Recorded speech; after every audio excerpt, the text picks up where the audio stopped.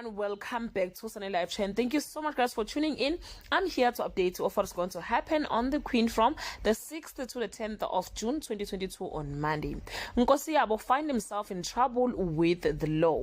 Harriet causes further tension between Hector and Vuyiswa on Tuesday. Nkosi Yabo hatches a plan to get himself money.